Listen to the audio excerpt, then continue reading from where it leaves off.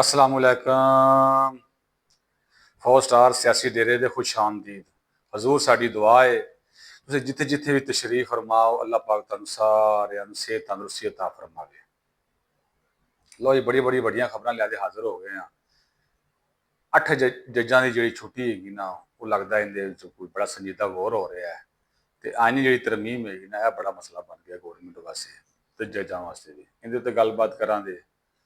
ਤੇ ਦੂਸਰਾ ਜਿਹੜਾ ਹੈ ਨਾ ਇਮਰਾਨ ਖਾਨ ਸਾਹਿਬ ਨੇ ਜਿਹੜਾ ਰਾਵਲਪਿੰਡੀ ਦੇ ਜਲਸਾ ਜਿਹੜਾ ਹੈ ਨਾ ਮਨਸੂਖ ਕਰ ਦਿੱਤਾ। ਚਲੋ ਇਹ ਵੀ ਚੰਗੀ ਖਬਰ ਦਿੱਤੀ ਸੋ। ਤੀਸਰਾ ਜਿਹੜਾ ਹੈ ਨਾ ਮਰੀਮ ਨਵਾਜ਼ ਨੇ ਲਾਹੌਰ ਦੀ ਆਵਾਮ ਨੂੰ ਤੋਹਫਾ ਦਿੱਤਾ ਗਿਆ ਹੈ। ਇਹਦੇ ਮੁਤਲਕ ਗੁਫ਼ਤਗੂ ਕਰਾਂਗੇ ਤੇ ਤੁਹਾਡੇ ਇੱਕ ਗੁਜ਼ਾਰਿਸ਼ ਹੈ ਅਗਰ ਤੁਸੀਂ ਚੈਨਲ ਨੂੰ ਸਬਸਕ੍ਰਾਈਬ ਨਹੀਂ ਕੀਤਾ ਹੈਗਾ ਤਾਂ ਸਬਸਕ੍ਰਾਈਬ ਕਰ ਦਿਓ ਤੇ ਬੈਲ ਆਈਕਨ ਦੇ ਬਟਨ ਨੂੰ ਦਬਾ ਦੇਣਾ। ਤੇ ਹੁਣ ਖਬਰਾਂ ਸ਼ੁਰੂ ਕਰਨੇ ਆ। 8 ਜੱਜਾਂ ਦੀ ਜਿਹੜੀ ਛੁੱਟੀ ਦਾ ਮਸਲਾ ਹੈਗਾ ਜਿਹੜਾ ਹੈਗਾ ਨਾ ਇਹ ਆਨੀ ਤਰਮੀਮ ਹੁਕੂਮਤ ਵਾਸਤੇ ਬੜਾ ਮਸਲਾ ਬਣ ਗਿਆ ਹੈ। ਸੁਪਰੀਮ ਕੋਰਟ ਦੇ ਵਿੱਚ ਨਾ ਲੜਾਈ ਬਹੁਤ ਜ਼ਿਆਦਾ ਵੱਧ ਗਈ ਹੈ। ਸੁਪਰੀਮ ਕੋਰਟ ਦੇ ਵਿੱਚ ਲੜਾਈ ਬਹੁਤ ਜ਼ਿਆਦਾ ਵੱਧ ਗਈ ਹੈ।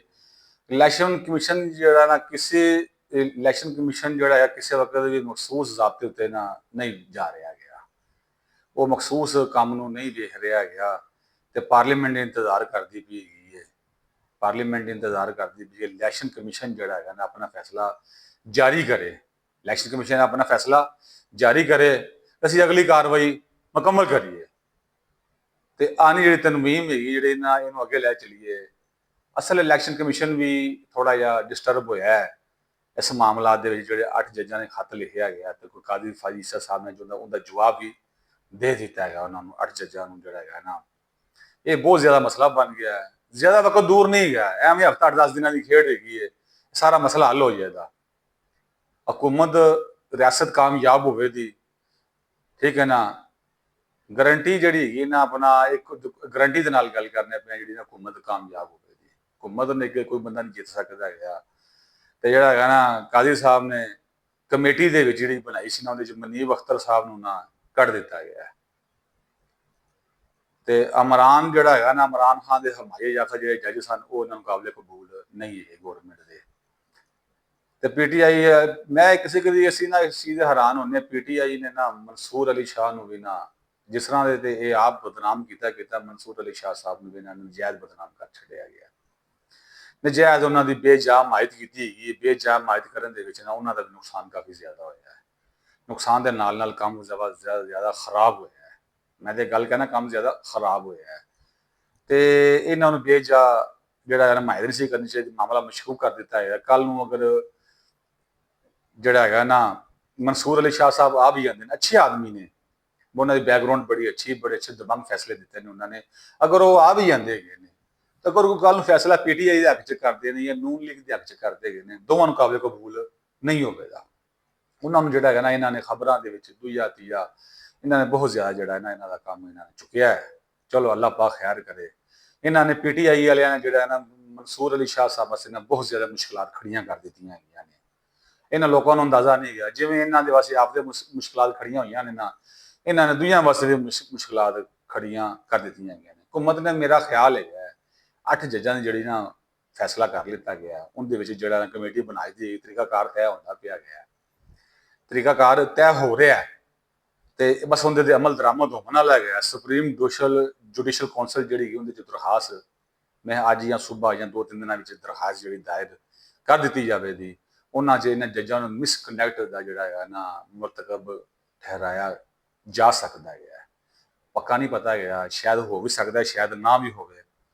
ਉਹਦੇ 'ਚ ਜਿਹੜਾ ਨਾ ਇਹਨਾਂ ਨੂੰ ਦੱਸਿਆ ਜਾਵੇਗਾ ਕਿ ਇਹਨਾਂ ਨੇ ਮਸਲ ਕਿ ਮੁਲਕ ਦੇ ਜਾਂ ਕਿਸੇ ਮਸਾਇਲ ਨੂੰ ਤੋੜਿਆ ਉਹਦੇ ਮੁਤਾਲਕ ਇਹਨਾਂ ਨੇ ਬਾਜ਼ ਪੁਰਸ ਕੀਤੀ ਜਾਵੇ ਤੇ ਇਹਨਾਂ 'ਚ ਸੁਪਰੀਮ ਕੋਰਟ ਦੇ ਜਿਹੜੇ ਜੱਜ ਹੈਗੇ ਨੇ 6 ਮੈਂ ਜੱਜ ਹੁੰਦੇ ਨੇ ਇੱਕ ਵਜ਼ੀਰ ਕਾਨੂੰਨ ਹੋਵੇਗਾ 2 ਹਾਈ ਕੋਰਟ ਦੇ ਜੱਜ ਹੁੰਦੇ ਇਹ ਮੈਂ 9 ਜਾਂ 10 ਬੰਦਿਆਂ ਦਾ ਜਿਹੜਾ ਇਜਲਾਸ ਹੋਵੇਗਾ ਉਹਦੇ ਮੁਤਾਬਕ ਇਹਨਾਂ ਦਾ ਫੈਸਲਾ ਉਮੀਦ ਹੈ ਕਿ ਬੜੀ ਜਲਦੀ ਇਹਨਾਂ ਦਾ ਫੈਸਲਾ ਕਰ ਦਿੱਤਾ ਜਾਵੇਗਾ। ਉਮੀਦ ਹੈ ਕਿ ਹਫ਼ਤੇ 8-10 ਦਿਨਾਂ ਦੇ ਵਿੱਚ ਸਾਰਾ ਮਸਲਾ ਹੱਲ ਹੋ ਜਾਵੇਗਾ। ਜਿਵੇਂ ਇਨਸ਼ਾਅੱਲਾ ਨਵੀਂ ਚੀਜ਼ਾਂ ਆਉਂਦੀਆਂ ਤੁਹਾਡੇ ਅੱਗੇ ਅਪਡੇਟ ਕਰਦੇ ਰਹਾਂਗੇ। ਦੂਸਰਾ ਇਮਰਾਨ ਖਾਨ ਸਾਹਿਬ ਨੇ ਰਾਵਲਪਿੰਡੀ ਦਾ ਜਲਸਾ ਮਨਸੂਖ ਕਰ ਦਿੱਤਾ ਹੈਗਾ। ਸ਼ੁਕਰ ਹੈ ਅੱਲਾਹ ਪਾਕ ਦਾ ਇਹਨੂੰ ਵੀ ਕੋਈ ਸਮਝ ਆਈ ਹੈਗੀ ਹੈ। ਅਸਲ ਨਾਲ ਇਹਨੂੰ ਅਲੀ ਮੀਨ ਗੰਡਾਪੁਰ ਦੇ ਹੱਥ ਲੱਗ ਲੋਕ ਗਏ ਹੈਗੇ ਨੇ ਇਹਨੂੰ ਸਮਝ ਆ ਗਈ ਹੈ। ਕੱਲ ਵੀ ਇਸੇ ਬਾਰੇ ਦੀ ਗੁਫ਼ਤਗੂ ਕੀਤੀ ਗਈ ਸੀ ਅਗਰ ਜ਼ਿੱਦ ਨਾ ਹੱਟ ਦਰਮੀ ਦੇ ਨੁਕਸਾਨ ਕਿੰਦਾ ਹੋਇਆ ਇਮਰਾਨ ਖਾਨ ਸਾਹਿਬ ਦਾ ਹੋਇਆ ठीक है ना। नुकसान किंदा होया इमरान खान साहब का होया। इमरान खान साहब ने अपने उत्ते ਆਪਣੇ ਵਾਸਤੇ ਘੜਾ ਖੱਟ ਲਿਆ, ਆਪਦੇ ਜਿੰਦੇ ਵਿੱਚ ਆਪ ਜਾ ਡਿਗੇ। ਨਾ ਨੈਲਸਨ ਮੰਡੇਲਾ ਬਣ ਸਕਦਾ ਹੈ, ਨਾ ਮਹਾਤੀਰ ਮੁਹੰਮਦ ਬਣ ਸਕਦਾ ਹੈ, ਨਾ ਕੁਝ ਵੀ ਨਹੀਂ ਕਰ ਸਕਦੇ। ਇਹ ਵਿਚਾਰੇ ਮੇਰੇ ਵਰਗੇ ਹੈਗੇ ਸਨ, ਭੱਜੇ ਟੁੱਟੇ ਜੇ। ਇਹ ਆਏ, ਅੱਲਾਹ ਪਾਕ ਨੇ ਸੁਣ ਲਈ, ਅੱਲਾਹ ਨੇ ਇੱਜ਼ਤ ਬਖਸ਼ੀ, ਵਰਲਡ ਕੱਪ ਜਿੱਤ ਗਿਆ। ਉਹ ਵਰਲਡ ਕੱਪ ਸਾਡੇ ਗੱਲ 'ਚ ਪੈ ਗਿਆ। ਉਹਦੇ ਬਾਅਦ ਅੱਲਾਹ ਨੇ ਫਿਰ ਇੱਜ਼ਤ ਦਿੱਤੀ, ਵਜ਼ੀਰ ਆਜ਼ਮ ਬਣਾ ਦਿੱਤਾ ਗਿਆ। ਉਹ ਅੱਲਾਹ ਕੀਤਾ ਉਹਨਾਂ ਨੇ ਆਪਦੀ ਤਬੀਅਤ ਹੀ ਖਰਾਬ ਕਰ ਲਈ ਵੀ ਮੈਂ ਬੜੀ ਚੀਜ਼ ਹੈਗਾ ਤੇ ਮੇਰਾ ਬੜੀ ਗੱਲਬਾਤ ਹੈਗੀ। ਸ਼ੁਕਰ ਅੱਲਾਹ ਪਾਕ ਦਾ, ਉਹਨਾਂ ਨੇ ਜਲਸਾ ਮਨਸੂਖ ਕੀਤਾ। ਉਹ ਲੱਗਦਾ ਆਸਤਾ ਆਸਤਾ ਜਿਹੜੀ ਨਾ ਲੀਡਰ ਬਣਨ ਦੀ ਤਵੱਜੋ ਹੋ ਗਈ ਤੇ ਆਸਤਾ ਆਸਤਾ ਜਿਹੜਾ ਨਾ ਆਪਣਾ ਕੰਮ ਸੈਟਿੰਗ ਕਰਦੇ ਜਾਂਦੇ ਹੈਗੇ ਨੇ।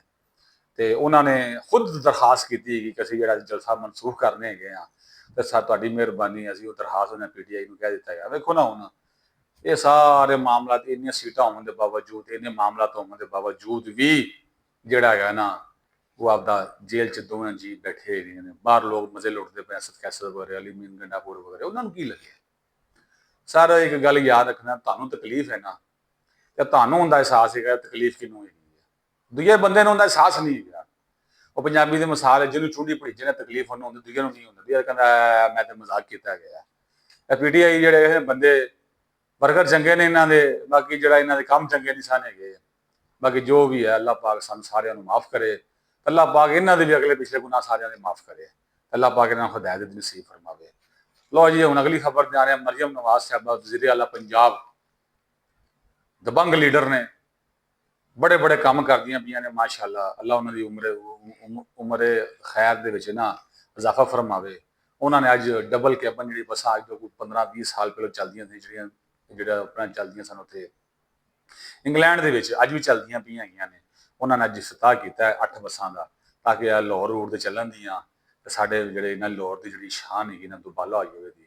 ਅਸੀਂ ਜਿਵੇਂ ਅਸੀਂ ਇੰਗਲੈਂਡ ਦੇ ਵਿੱਚ ਲੱਗੇ ਫਿਰਨੇ ਹੈਗੇ ਆ। ਅੱਗੇ ਵੀ ਮਾਸ਼ਾਅੱਲਾ ਪੁਲਾਂ ਸੜਕਾਂ ਇਹ ਉਹਨਾਂ ਦੇ ਵਾਲਿਦ ਸਾਹਿਬ ਨੇ, ਚਾਚਾ ਜੀ ਨੇ, ਮੀਆਂ ਮੁਹੰਮਦ ਸ਼ਹਬਾਜ਼ ਸ਼ਰੀਫ ਸਾਹਿਬ ਨੇ, ਮੀਆਂ ਮੁਹੰਮਦ ਨਵਾਜ਼ ਸ਼ਰੀਫ ਸਾਹਿਬ ਨੇ ਬੜੀ ਤਰੱਕੀ ਦੇ ਕੰਮ ਕੀਤੇ ਨੇ। ਤੁਸੀਂ ਇਹ ਹਿਸਾਬ ਲਾ ਲਓ ਕਿ ਦੁਬਈ ਪਿੱਛੇ ਜੇ ਬਾਰਿਸ਼ਾਂ ਹੋਈਆਂ ਤੇ ਦੁਬਈ ਵਾਲਾ ਮੁਲਕ ਡੁੱਬ ਗਿਆ। ਇੰਨੀ ਬਾਰਿਸ਼ ਹੋਈਆਂ, ਦੁਬਈ ਵਾਲਾ ਮੁਲਕ ਡੁੱਬ ਗਿਆ, ਕਾਰਾਂ ਰੁੜਦੀਆਂ ਫਿਰਦੀਆਂ ਹੈਗੀਆਂ ਨੇ। ਲੇਕਿਨ ਮਰੀਮ ਨਵਾਜ਼ ਨੇ ਐਸਾ ਕੰਮ ਕੀਤਾ ਹੈਗਾ ਕਿ ਜਿੰਨੀ ਡਬਲ ਬਾਰਿਸ਼ ਹੋਈ ਦੁਬਈ ਨਾਲ, ਅੱਧੇ ਘੰਟੇ 'ਚ ਲਾਹੌਰ ਫਾਰਗ।